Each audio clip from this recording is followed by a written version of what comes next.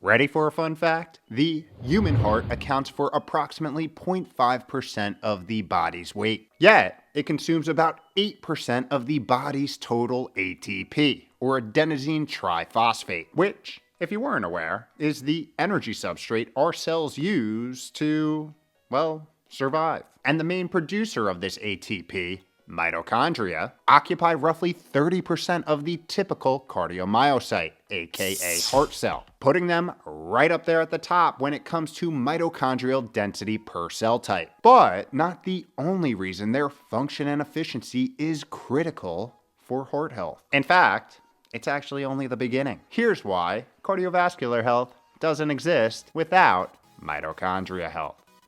Let's go. Yo, what is up? Welcome back to another week of How to Health. My name is Kevin. I run liftandbalance.com, where we take aim at all things health and longevity and do it in an odd, weird, interesting, and highly sarcastic way. Today, we add the function and livelihood of our most important muscle to the list of items that our little energy-producing organelles modulate. The heart. And as I alluded to in the intro, it's not just about the muscle, which tends to beat uncontrollably when you're up to order with a long line behind you. We're talking the function and livelihood of our entire cardiovascular system. And judging by the fact that cardiovascular disease remains the #1 killer in developed countries, anything we could do to get an edge is probably an investment worth making. And just as we found with many other critical systems, from the brain to muscle, eyes, bone, immune system, and even stem cells, healthy, functional, efficient mitochondria aren't a nice to have.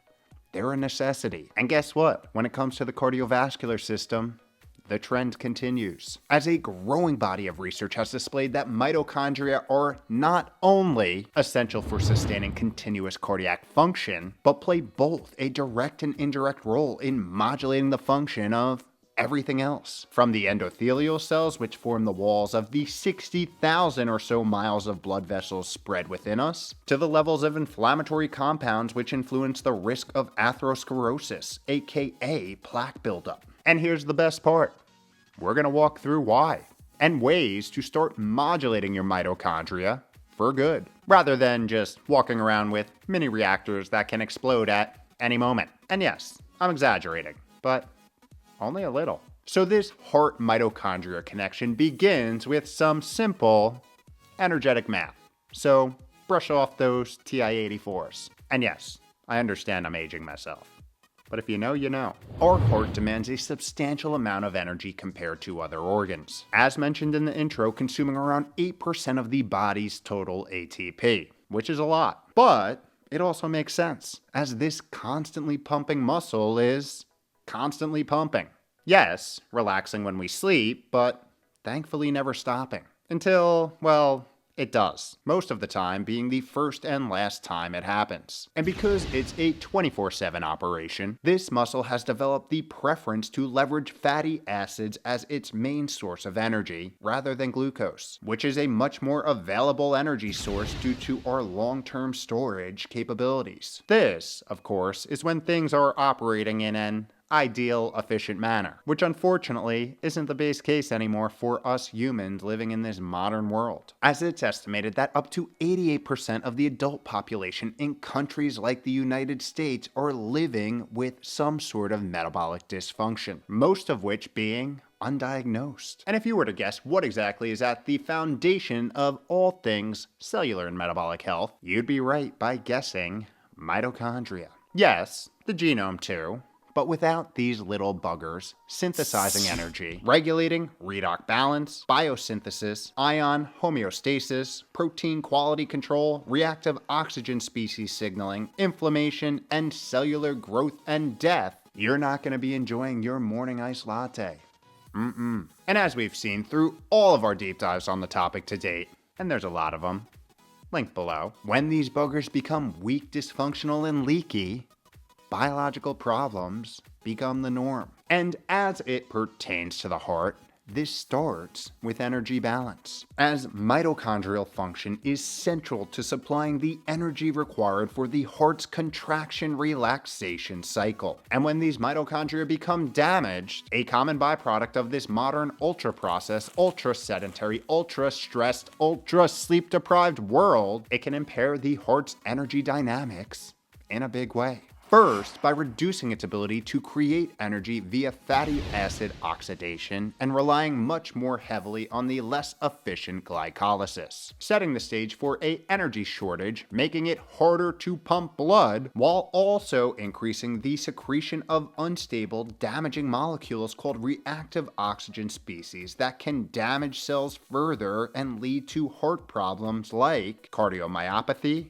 arrhythmias, ischemic heart disease, and the, as bad as it sounds, heart failure. Not cool for longevity school, I know. However, it don't stop here. Moving on over to the aforementioned 60,000 mile long blood highway, aka vessels, capillaries, and arteries, mitochondrial dysfunction across the body acts as a breeding ground for the other major components of heart disease, hypertension and atherosclerosis, which are the damage and stiffening of the endothelial cells which make up the blood vessel walls, and the buildup of plaque underneath said endothelial cells, narrowing vessels, increasing pressure, along with the likelihood of a blockage in a major artery, like the coronary artery, which is nicknamed the Widowmaker for a reason. And if you were wondering how exactly dysfunction of the mitochondria can do all this, here's your list.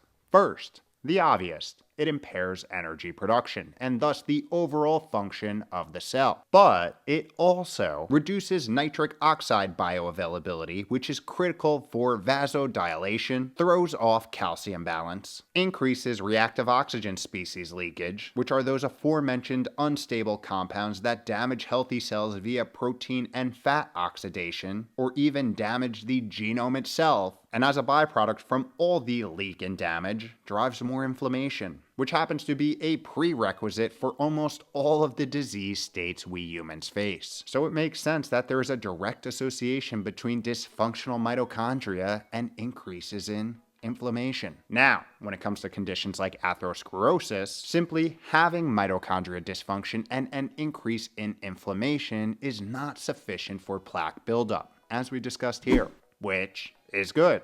However, it is one of the major components, with the other key player being elevated circulation of atherogenic cholesterol-carrying lipoproteins, which just so happen to be a common byproduct of those same suboptimal lifestyle habits which drive, drumroll please, mitochondria dysfunction, displaying once again how unhealthy habits compound on themselves like interest in the morbidity bank, and how the health, efficiency, and flexibility of one's mitochondria sit atop the mountain of cellular and metabolic vitality. So next time you feel your heart pounding in silent chaos when your crush walks by, or when you're asked a question in front of a group, or even worse, a Zoom or Teams call that you weren't paying attention to, you can thank your mitochondria. But as we know, with knowledge comes opportunity. Opportunity to flip your script and start allowing those healthy habits to compound, because they do too. But instead of compounding disease and dysfunction, they compound efficiency and vitality, aka longevity. More appealing, I know. Carrying out this mission by carefully crafting a more efficient, functional, healthy pool of mitochondria. But not just for the heart, everywhere. And if you've been here before, the laundry list of interventions that drive this efficiency won't be new to you. So if you want a full breakdown, I encourage you to check out this video here. However, at a high level, the lifestyle interventions that will tickle your mitochondria to clean up and recycle the weak and leaky, multiply the strong, maximize energy efficiency, reduce inflammation, and promote optimal cellular function include moving your ass, more specifically performing a mix of aerobic and strength training several days a week, including Zone 2 cardio, high intensity, and resistance work across 3 to 5 weekly sessions. This right here is the best way to stimulate your mitochondria cleanup pathways, aka mitophagy, which rids your body of damaged, leaky, problematic mitochondria, while stimulating the creation of new, efficient ones via mitochondria biogenesis. Another, less good, way to mimic exercise and stimulate some of these same pathways without actually exercising yourself in cases where you're dealing with a limitation or just want to add to the efficiency party is heat stress. Think sauna or steam room for 10 to 30 minutes a few times a week. Next, we have eating real whole nourishing foods, because they are filled with vitamins, minerals, protein, fiber, healthy fats, phytonutrients, and antioxidants, which are critical for promoting mitochondria function and efficiency while fighting inflammation and reactive oxygen species leak, something that the ultra-processed diet does the opposite of. And while eating, aiming to do it in a 10-hour or less feeding window each day and performing a 14-hour overnight fast has also been shown to be a mitochondria and cardiometabolic enhancer. And you shouldn't be surprised to hear that mitochondria efficiency is highly dependent on getting consistent, high-quality, circadian aligned sleep, as their bioenergetic dynamics and efficiency are correlated to sleep quality. And so is stress, cravings, inflammation, and overall metabolic function. So if you think you're tougher than sleep, you're not. All of these factors, might I add, also play a big role in the modulation of one of our mitochondria's key sources of vitality, a healthy and diverse microbiome, which plays a sneakily big role in influencing mitochondria function via the metabolites it secretes. These right here are just a few key factors that make a big mitochondria difference, and thus a big overall health difference. Like I mentioned, we go into much more detail around these mitochondria boosting habits and more across our fully loaded mitochondria playlist, which is link below. Because come on, there is no better time to put your heart in a healthy position to embarrassingly overreact when you least want it to. You know, like saying you too when the waitress tells you to enjoy your food. Classic, I know.